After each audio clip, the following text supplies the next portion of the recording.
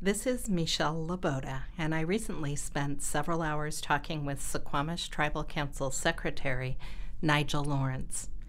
He is the second oldest child of Suquamish tribal elder and storyteller Barbara Lawrence Piatsu, and the grandson of former tribal chairman Charles Russell Lawrence.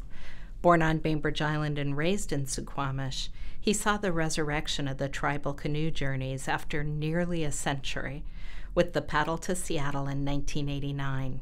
Lawrence, at only 14 years old, saw firsthand the power of this ancient practice when he joined the 1,200-mile and 2-month round trip to Bella Bella, British Columbia in 1993.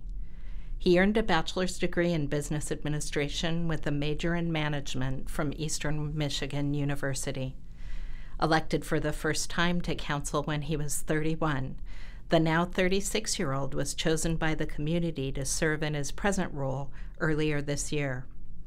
Lawrence is also on the team of tribal officials and scholars developing a very promising Healing of the Canoe project, which aims to provide, in the words of the project's website, community-driven, culturally relevant substance abuse and mental health interventions.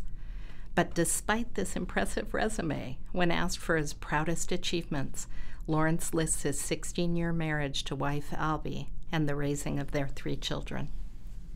Community, leadership, heritage, care, service, culture. These are words that come up frequently in a conversation with Lawrence. How have you, if we think of this as your community, in what ways have you contributed to the community? How have you served? Well, I'm serving right now as a tribal council member, secretary for tribal council. I got elected in March. It's my second time being elected to council. I've always served since I was little. I was on youth councils, Suquamish Tribal Youth Council, the North Kitsap High School Youth Council, and for us that was an opportunity to serve. Some of the things we did were to go out and chop wood for elders, to mow their lawns and all that stuff. What does the community need? Cleanups or this or that. To be a member is to serve. I guess I want to go back to chiefs. What we considered a chief was somebody who would be called the poorest person in the tribe because they went around and took care of everybody. They gave the shirt off their own back to somebody who needed it more. They went around and just took care of people.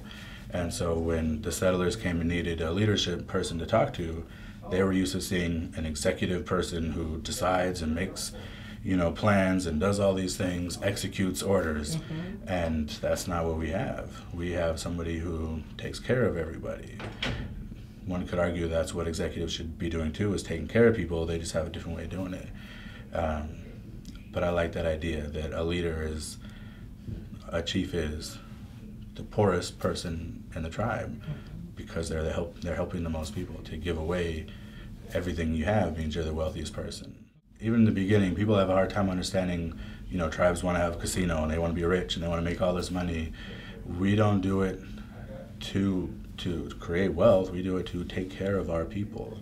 All of these houses being built, all of the members going to school, health care, the social services that the state and the federal government can't afford to do, we are taking care of. That's where it goes first and foremost to the tribal government and its social services. In particular, there's always a lot of leaders. I want to say the book Custer Died for Your Sins, in the beginning it talks about the Northwest has always been at the front of any movement, the fish wars of the 60s and 70s, the Bolt decision.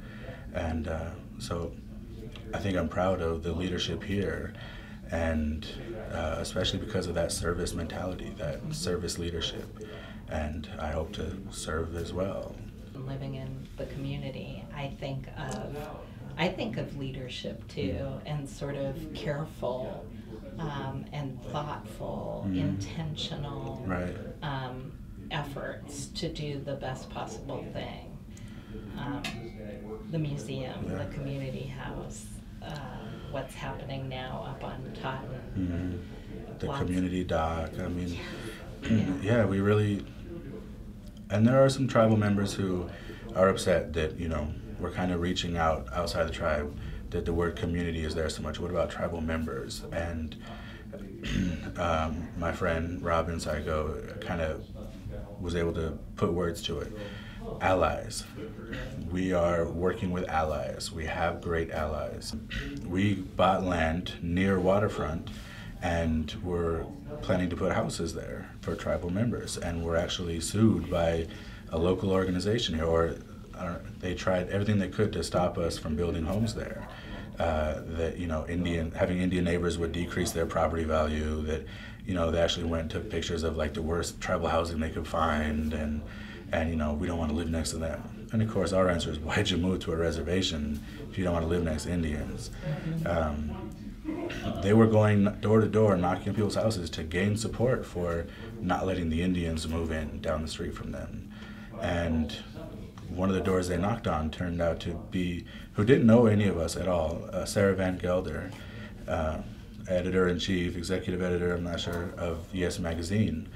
And she lives down there on the waterfront, by the waterfront. And they knocked on her door and described this horrible situation. And so, will you join us to, stop the tribe? And she was, no, why would I want to do that? That sounds like something that they should be able to do. And she started organizing to help us out. She organized local people that lived here that were not tribal members, but members of Suquamish, residents of Suquamish, and created this Suquamish Olala Neighbors Association. My mom was there, Ted George was there, and Benny Armstrong was there as members to help with this, and they became some of our best allies because they would go and testify about why it's okay to have Indians live next door. They would organize all these different events, and another part of that was the park, Chief Seattle Park, Old Man House. It was waterfront, on the same waterfront that was taken from the tribe to build a military base, and they decided not to do that, or some kind of armament, some cannons that would guard the sound or something. And when they decided not to do that, they instead just sold it to developers who created all of that. All of that is, sold, but this one park stayed a park, and it was a county park, state park, and the state, with all the economy stuff, was starting to shed stuff and didn't want to keep the upkeep costs of this park, and who should we sell it to? And of course, the tribe stepped up, said, we'd love to buy that. And those same people that didn't want Indians next door didn't want the tribe to buy this park, which is the site of Old Man House, which is the site of the biggest longhouse there's ever been, ever recorded. And we are waterfront people. We lived on the waterfront. When the tide goes out, the table is set. We lived with the wood store back. The front door is the Puget Sound. Our canoes are the driveway. And that's where we lived. That's where we went from. And now we can't even afford to live on the waterfront. Even on our own reservation, we are pushed back up the hill, in the woods, out of the water. And there's one little park we wanted, they didn't want to let us have. And it was great to have the Suquamish Olala Neighbors Association come in, because it's one thing for us to testify about why it's important to us, but it was even better to have our allies, non-tribal members, come and talk about it and counter everything that the other organization was saying. And so we got the park back, and we got to build our houses with their help. And Chief Seattle's tombstone, they were able to help organize, to raise funds, to find somebody that could donate their time to fix it and put it back together. It was vandalized because of all this other stuff with the land. That was like somebody's anger outburst to get back at the tribe for this other stuff. And we had these allies that stepped up and helped us take care of it. Nigel Lawrence is a man who is firmly rooted in the past, working hard in the present, and looking towards the future in his role as one of the leaders of the Suquamish tribe.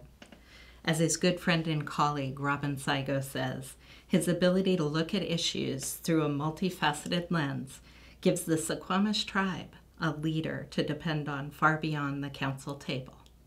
I'm Michelle Laboda.